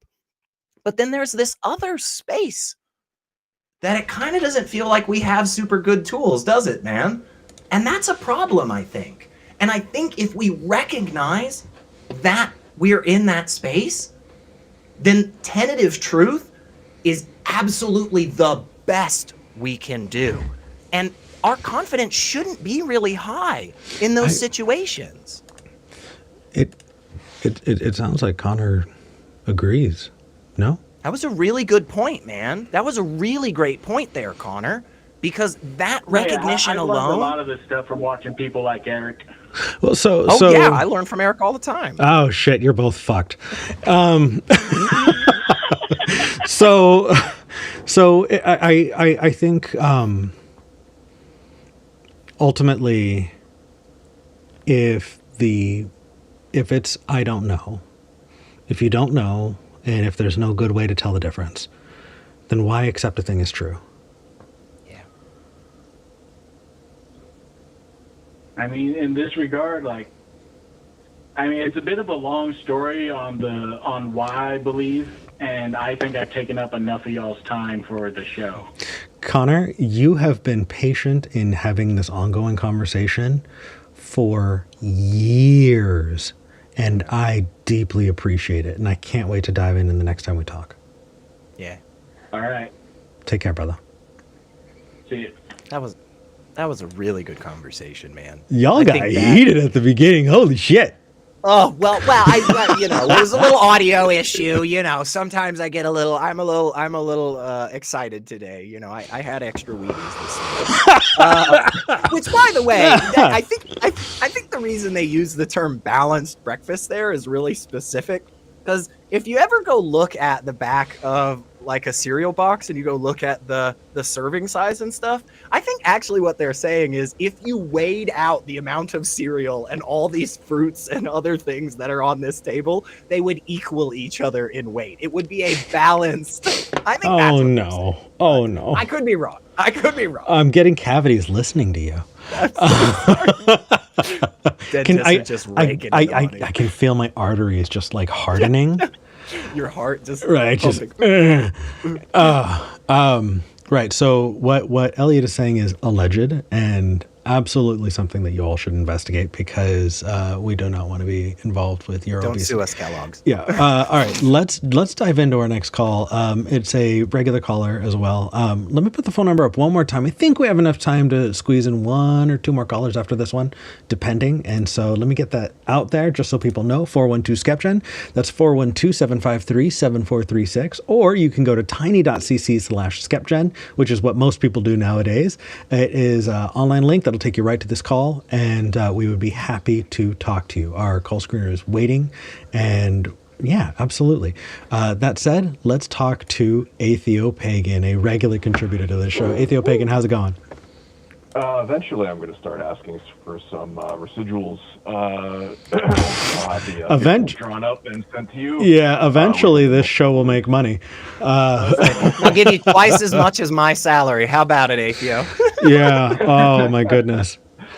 So, I wanted to call with the philosophy nerd online. That was said love. Yes, allegedly. Yeah. Allegedly.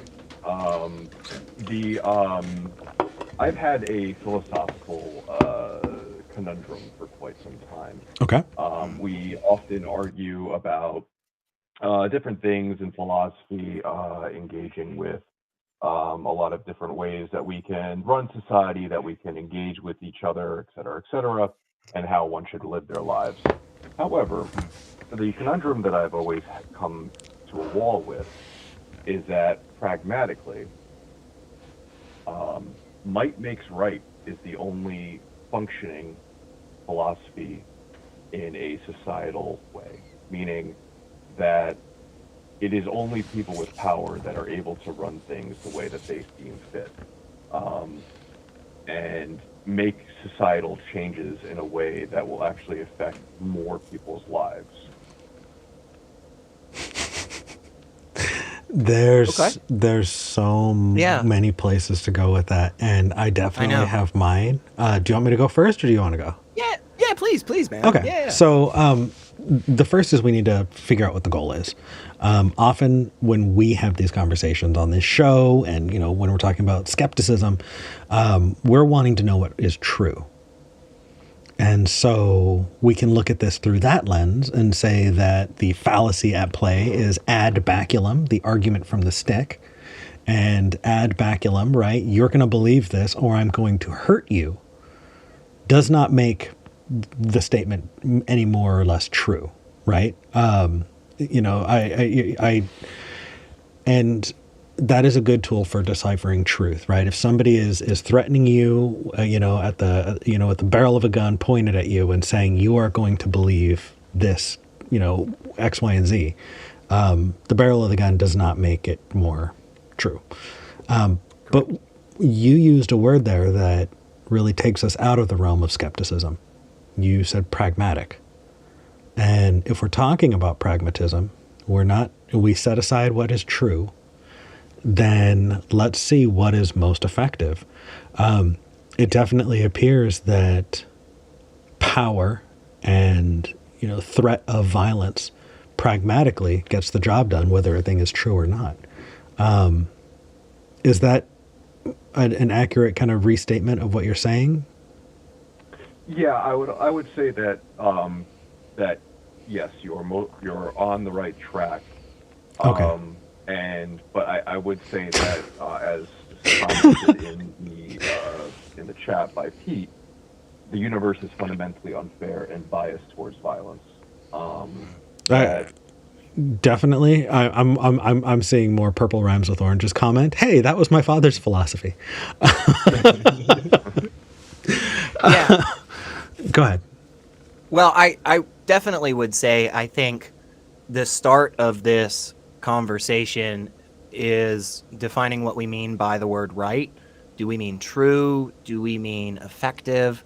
What is it exactly we're getting at with that? And what exactly are we getting at when we say might, right? You used another word as well when you were describing this, and you talked about power. And then we used another word just recently, violence. And all three of those words have very different meanings. And how they play out amongst conscious creatures, specifically humans, is all very different, right?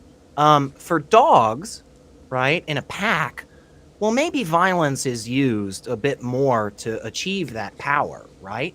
But how long have we disallowed corporal punishment in schools? How are teachers able to maintain 30 students in a classroom for an hour and a half every day? Well, it's not by beating them. It's not with violence, right? I mean, it's by authority. I would cut in and say to a point. Well, so it depends on what we mean by violence. Is violence in your eyes every time that we are physical with somebody? Is it every time that we're preventing somebody from doing things? What exactly are you meaning by that? I think in general, when we discuss violence, we're talking about a physical pain done onto somebody else, right? In some way. Violence can be in self-defense, violence can be, just purposeful, right? But violence generally, I think, isn't somebody saying, "Hey guys, let's all line up together." No, but when I said to a point, I was trying to convey it. Okay, let's work off of your example.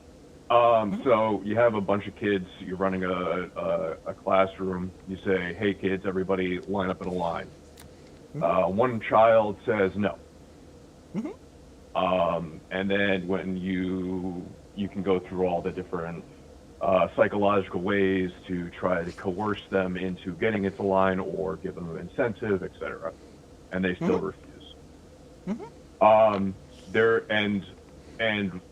There comes to a point, we can go down the entire line, but I don't think we need to, where that even if you aren't causing pain to the child, you still have to a certain point, engage in some sort of physical altercation to get them to do what you need them to do.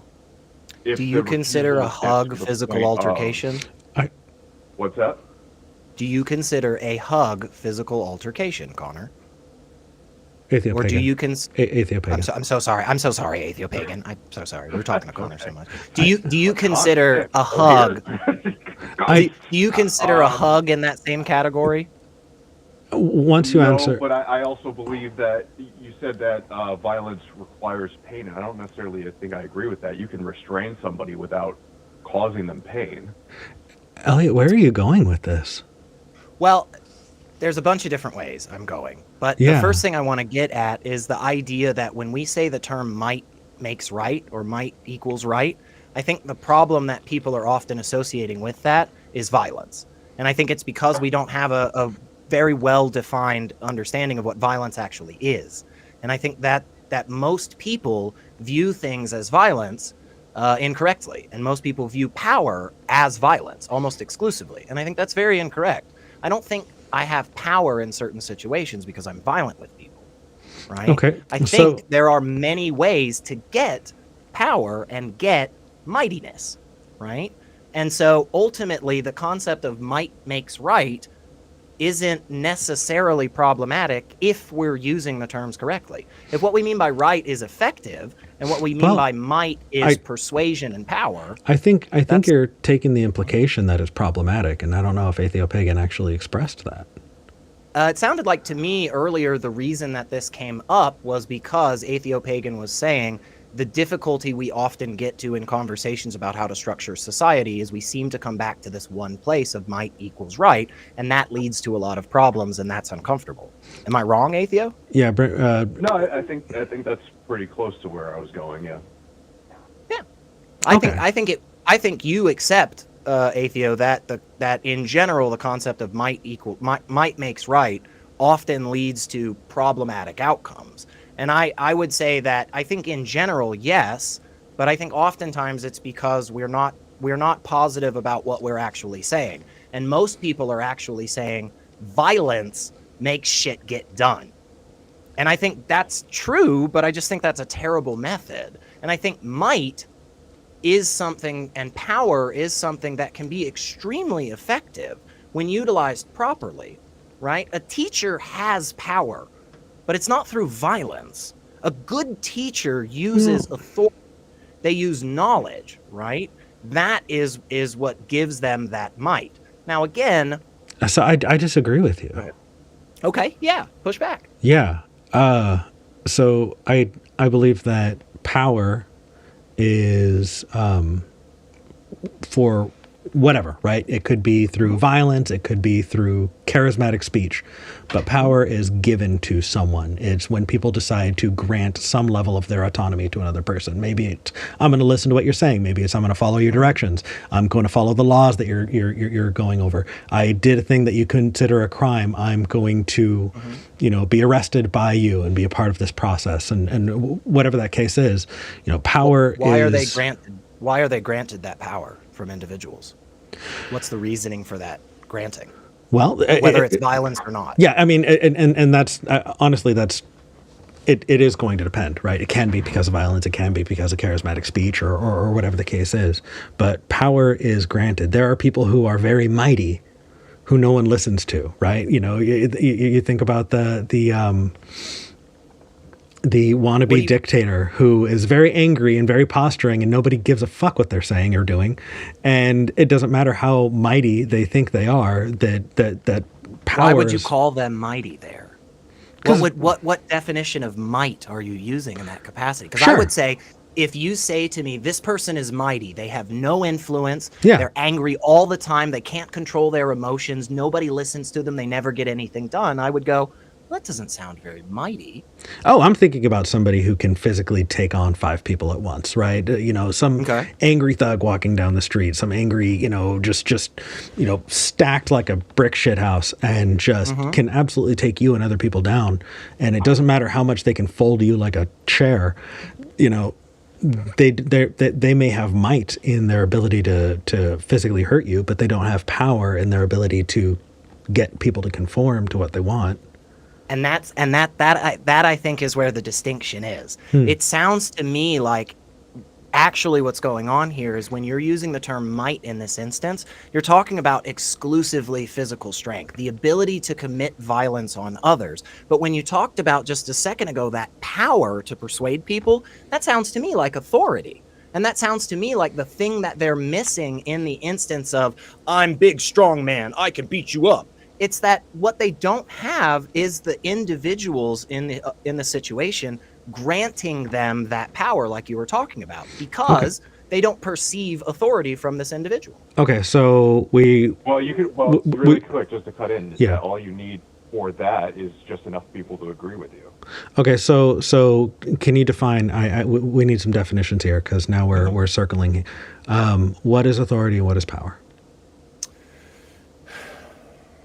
I think they're both very similar. I think oftentimes power is, in this context, we're talking about like the ability to persuade, the ability to accomplish the goals that you have. And authority, I think, is oftentimes an individual or an origin of well-founded knowledge and good, it's like solid conclusions built from that methodology. I think we may need to have a longer conversation because I define them entirely differently, and I think that's why we're going. Yeah. To go back to the teacher example, Bree made a very good point. Why do teachers have perceived sense of power in the classroom? Because of what happens when they aren't obeyed.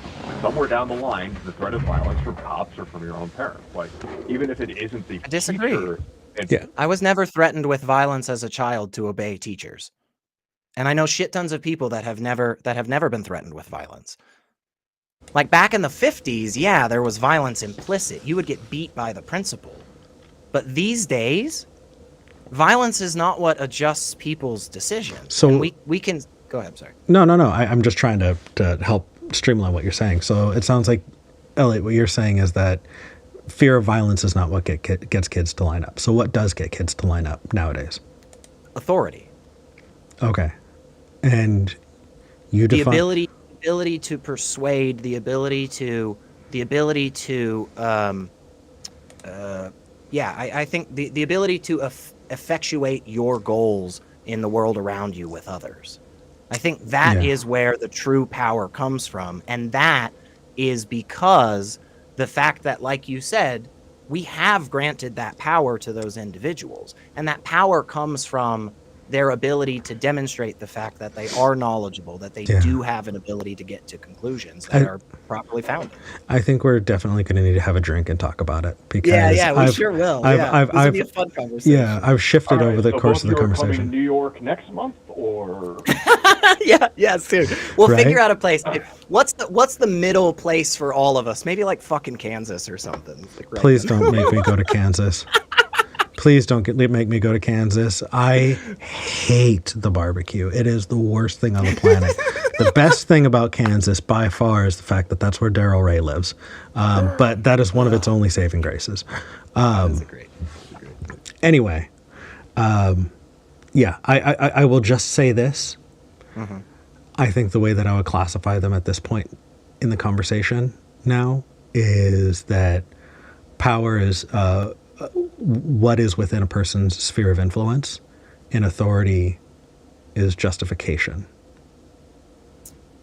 Yeah, I don't think that's far off from what I was saying. And then let's have a drink and talk about it. Atheopagan, we do. I always love your calls. Yeah, thank you for calling in. Of course. I'll talk to you guys later. Take care. Yeah. See, this is the stuff I love. We went so far afield. The thing that kills me is I wish that I could find, like, trying to make sure that we are staying in the zone of the topic so that we don't go far afield kills me. I feel like what we wound up doing is we wound up realizing that in the end we didn't have... None of us have the same definitions for it. No, yeah. And honestly, I don't think that I had useful definitions for myself. And instead, I wound up trying them out against you, and I think you were trying them out against me, and I think that we were all trying them out with each other. And while that can be really useful, I don't know if a call-in show is the right place. Maybe it can be. I don't know. Hey, if you all are watching this show, let us know what you think of this, because please. I actively learning takes being vulnerable, being totally okay with, being wrong, changing your opinion, and being in an environment where that is accepted and encouraged. And it just happens to be that we create that with each other. Elliot, I can be wrong in front of you. That's totally cool. Yeah. Like just throwing shit out there and seeing what sticks in order to help me understand my world better is a joy. And so every time you've said on the show today, oh, I don't know that I agree with that, or let me push back on that, or I don't know. Like every single time I could just feel this fire inside of me just jump and go like, yeah, man, because let's now challenge it. There's this part of me that's like, oh shit, cool. Now I gotta justify stuff. Let me give this definition for authority. Is that right? Yeah. Like, so I'm wondering, like, I'm definitely going to be reading the comments because I want to know if you and I should do something separate to the call-in show if that conversation is too different from, what we're achieving on the format. You know what I mean? Like, it is incredibly useful. I'm not sure if it fits in this format specifically, but let's see what people think. I want to know. If they want to, that would be awesome, you guys. We'd come back and maybe have a little bit looser. We'll take our jackets off and hang out and just, I didn't wear the jacket for you today, son of a bitch. That's okay. That's all right. You know I'm what? Holding it down. As long as one of us has a jacket, that's all that matters. Well, we do have another caller. I want to make sure that we get because Joshua has been waiting on the line. Well, so yeah. Well, let's get Joshua first. Joshua in South Carolina, you're live. Hello, happy Sunday. Happy Sunday. So what did you want to talk about? What's up? Well, I wanted to talk about something different. I have a quick thought on the last call, if that's all right, if you want it. Yeah, go for it. Yeah. It has to be quick necessarily because I actually don't. It goes into game theory, and I don't know a whole lot about it, so I'm just going to put this out there and stop if you'll let me. What I had heard very, very recently is that you shouldn't back up. You shouldn't back up any policy with threats because threats would be ignored by an ideal agent, which is to say, someone who's perfectly rational. Threats wouldn't work on them, and so you would want to set up your system in a way where the ideal agent would still be able to operate correctly. And I'll say I can't really say more than that because it goes into game theory, and I don't know game theory. Yeah, really. and I'll say off the top of my head, there's a piece of me that wants to that hears that and kind of accepts that a little, because that's kind of where my bias already is. That's kind of where, I'm already pointed.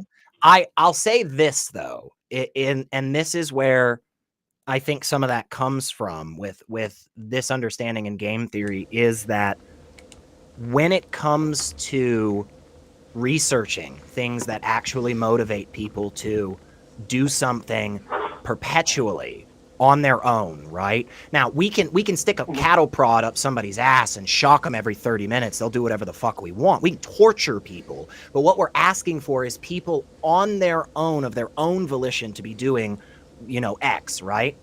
It does seem to be through research that, yes, threats of violence are not as effective than other methods. So off the top of my head, that's what I'll say. But then, we would all need to go. Bruce Buena de Mesquita is a big game theorist person. So. Oh, well, to be clear, though, just so that anyone can take this seriously at all, you should still have consequences. You would say, hey, consequences aren't violence necessarily. We are going to put you in jail, and that is because it seems if you kill people, it seems like you're going to be the sort of agent that will kill people, and we don't want that, so we're not going to allow it. It's not a threat. We're not threatening you. That's just what's going to happen.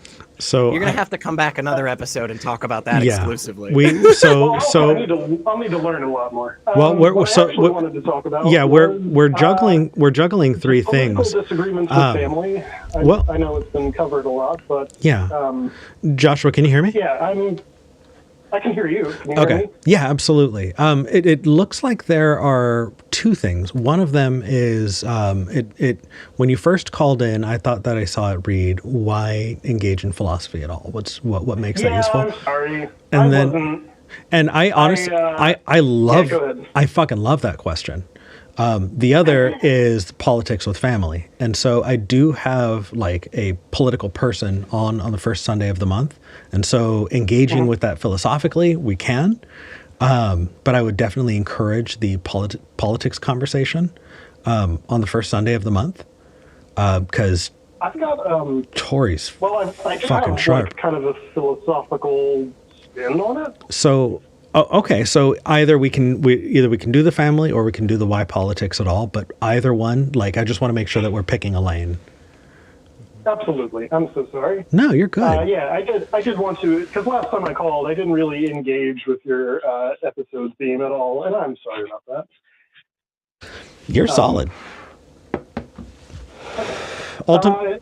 Ultimately, the All right, format. well, Yeah, I was just going to say, ultimately, the format of a call-in show is we have no idea what's coming up next. And it can be on topic, or it can be something that's so absolutely wild that we have no idea how to handle it. That's the joy of something that is impromptu and live. And so it not being on topic, totally understood.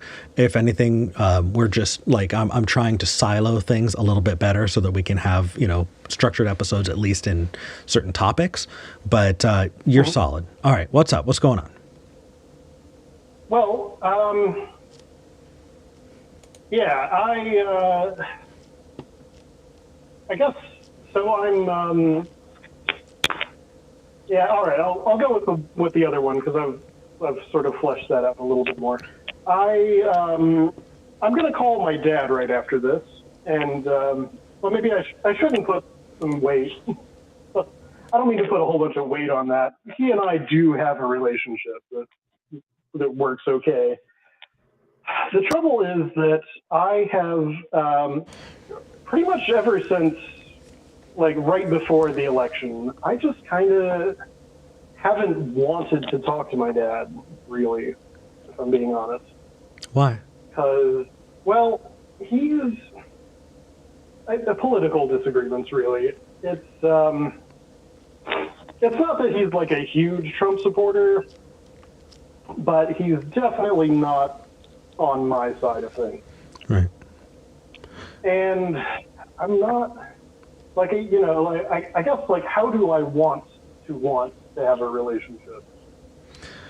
Oof. If that makes any sense. It does. I do just want to make sure that I'm picking this apart. There are two parts to this. One of them is this, right? Dealing with the interpersonal piece of it. And I think that diving into that today is incredible. And I'm definitely down to. And also, I want to put this out as many times as I need to. Call the first Sunday of next month, and there'll be somebody who can give you, like, specific, political, like, tools and data that might help you, like, in the specifics. But, Elliot, do you want to go first?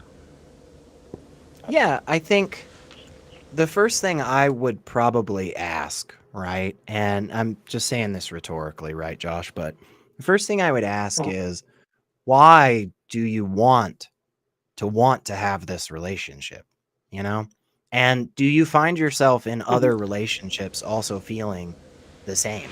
Like, when your best friend calls you up and says, Josh, let's go out, man. Let's hang out, dude. Grab a beer, whatever. Like, do you find yourself struggling to want to enjoy those interactions? And if not, I'd say, well, what's different about these interactions, right? What's different about this moment with your dad or with your brother or, whoever, right? That you're not experiencing in these other capacities. And then why is there this part of you that is saying, like, hey, even though there are all these things that don't make me feel the same as when my buddy calls, why do I still want to feel better? I think investigating that in and of itself is a really, really great place to start. It's probably going to bring up some uncomfortable things, and probably, don't know for sure, of course, Josh, but I can say this happened in my life when I talked through some of this stuff with my therapist. What I came to realize was that there are certain behaviors and there are certain actions, there are certain conclusions that happen every single time I'm engaged with certain people in my life, and it hurts me in various ways, whether it makes me sad or it makes me angry, it makes me feel like I'm unwanted, whatever it is, right? And then from there, we develop strategies to address those in various ways. Like, for instance, maybe I could say to a buddy. Oh, go ahead. Hold on. Sorry. Yeah, I'm getting far. I'm getting far. Yeah, you gave Joshua a whole bunch of questions that Joshua didn't get to respond to. I know that you want to give context to help with that, and I do the same thing. But part of the co-host thing is like we can help. Yeah, please. So Joshua, I believe the first questions that Elliot was asking is, why do you want to have that relationship? Yeah, thank you for reminding me. I did forget what the first one was. Because it's a family member, right? And unlike friends, I mean, you can find family, but you only get so many actual like blood relatives, and so because they're a little more scarce, there's a little bit of value on that. So how much there should be, I'm not sure I could say. So do you know if your dad wants to have a relationship with you just because you're his son? Oh yeah. No, we're not even really that strained. Like I said, we've got a working relationship, and it was fine. Okay. But we had a political discussion before the election where I was, I predicted with some degree of confidence that Trump would win, and also if he didn't win, he would declare that he had won. And my dad was like, "What? That's ridiculous." And anyway, that doesn't matter. That's neither here nor there. But he was like, "No, no one who has any brains would vote for Biden." And I was, for Harris. Sorry, I meant to say. And so I was like, all right. I don't think this is like a sin that's worthy of, maybe I shouldn't use that word, but I don't think it's like, I think people are entitled to be wrong about their political opinions, and it doesn't necessarily make them awful people. So yes, and yeah. There are people in my life who I love, and if I love them, I am more intolerant of them than everyone else. And it's frustrating because and it's something that I didn't realize that I needed to get a handle on. But when I was talking to my mom or my grandparents, aunts or uncles, it wasn't enough for me to say we have a different opinion. They needed to know how wrong they were, and they needed to fix it. And forcing them down that road hurt my relationships. And so what I wound up needing to do is adjust my expectations of how much I share with them. And while it makes me sad that I'm not as close with them as I used to be, making sure that what we do have is sustainable and not a source of angst for either of us has made those interactions way less stressful. So for me, what I wound up doing, and because neither of us are therapists, neither of us know your situation, so we can't give you advice that's necessarily going to be what's right for you. Ultimately, talking to a therapist and getting the specifics out is going to be the most important thing. But I can offer my life experience, and my life experience is I wound up needing to back that up, back up how much I shared with them, and limited our conversations to things like, we both really love cooking. So what did you cook recently? Right? My partner and my stepdad, which, by the way, I call him Dad because he's amazing. Jeff, if you're watching, I love you. They bonded like crazy over whiskey. Oh my God, they go crazy over it. But ultimately, we don't engage with them on politics because it's just going to sour things. So is that an option for you? Having like a specific, hey, we're not going to talk about this because I want to enjoy my time with you. Is that an option? At the risk of like jumping to conclusions, I think not only is that an option, that's probably the answer. I want to be super, super clear. I am not a therapist. I am just some asshole on the internet. So don't. But you're my favorite asshole on the internet. Well, I appreciate you. You're just a sweetheart. That's how flattery gets you everywhere. But Josh, seriously, talk to a therapist. Elliot, do you want to dive in? No, I think honestly what you guys are saying is exactly where I was going earlier. Is the first thing you have to do is figure out for yourself what it is that the goal is, right? And the goal sounds to me from what you've expressed thus far is that despite various troubling aspects about a particular relationship, you want to keep that relationship. Now, we could dive into investigating whether or not that's a good goal, where that comes from, all that shit. But ultimately, I think the best route is understanding that goal, understanding what currently exists in the relationship that makes that goal difficult, and then developing strategies as to how to make those instances less difficult. One of the strategies I know I have employed is exactly the same Eric's talked about. There are certain people in my life that we sat down and we had an eye to eye, heart to heart of, hey man, we just always have a bad time when we discuss this. And I don't want to do that with you. I like spending time with you and I want to have a good relationship. So let's just really not talk about that stuff, you know? And that's okay. That may not be the best strategy for every situation. Of course not. But again, like Eric said, I've used that method myself. And I know a bunch of other people have too. Now, can I offer another side to this? Please. I really hope one of you talk to my stepdad, because you're not emotionally invested the way I am. Yeah, and you can get pissed off. I hope that the interactions that I have with some people can help make their familial relationships a little bit better, because I can maybe challenge them in ways that people who are close to them can't. And that's the other side of it, is we get extra angry at the people who are closest to us when we are the last person who should be the ones broaching it. If somebody changed your diapers, they are not going to take you super seriously when it comes to things very often.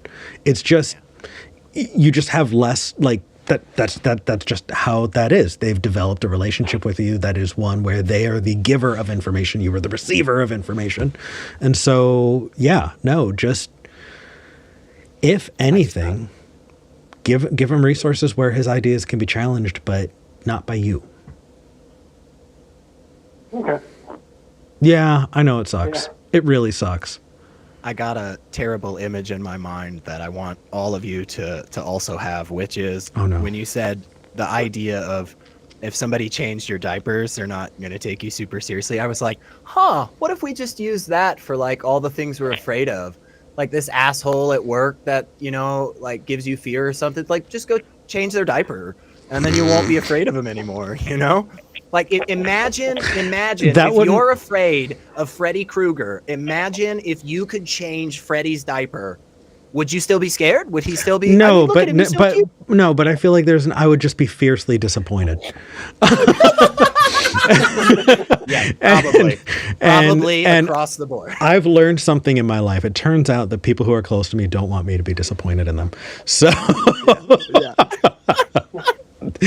Joshua, thank you for calling. I know neither of us gave you like a silver bullet, but hopefully if anything, you're walking away from this feeling not less alone, Yeah. Oh, certainly. Well, it's get thoughts out of my head, if nothing else. And that did help. Yeah. Good. Hey, take care of yourself. Thank you for calling.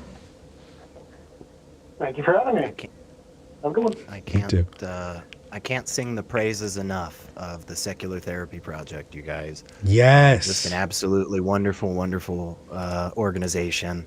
They help a lot of great people. They have a lot of wonderful people that they work with. So look into it. I think therapy is something that is really incredibly valuable for all of us. And I think almost every single one of us doesn't get enough of it. I think that is a fair statement. So. Absolutely. I entirely agree. Elliot, I feel like there are a few times, especially in that last call, where you had a line of thought and I just trampled you to get to it first. And I apologize. So no. I want to be more cognizant of that. No. I love having conversation with you, dude. I'm excited to be on all the time. Appreciate it. Seriously, that was my next question. What did you think of our first episode with you as a regular recurring host? I mean, other than your, sloppy non-jacket appearance. You know, other than that, That's fair. I mean, That's fair. That's you know, great. I love being here. good. I'm really, really glad. So it turns out that saying we're glad we had this talk cannot be done over a remote connection because we just can't say it at the same time. So I'm trying to think of another way to sign off. Before we do, I want to thank, by the way, our patrons, thank our supporters. If you like the show, hit the like button, hit subscribe, hit the notification bell for notifications when we go live and put clips out. If you want to support the show, consider going to patreon.com/skepticgeneration. That's patreon.com/skepticgeneration. This show takes a lot to get going and to continue to support. And a lot of people needed to go for the holidays. So every little bit helps. It really does. It's not paying for itself anymore. That said, we usually read super chats. No super chats in today, so we can cross that and move on to the next thing. Any links that you want me to put in the description for this video, I'd be happy to do. Yeah, I can give you my little link tree thing. You guys can go find me. Well, especially the NanoCon announcement. Oh yes, yeah. I'll send that to you too. Yes, Good. I'll send that to you too, man. It'll be here. So Good. Are you going to be joining me in the after show on Discord? Oh heck yeah! Cool. So I think we should take turns. So what if we go, you know, I'm Eric Murphy. I'm Secular Rarity. This is Skeptic Generation. I'm glad we had this talk. Or do you want me to repeat? Bye, everybody. No, like.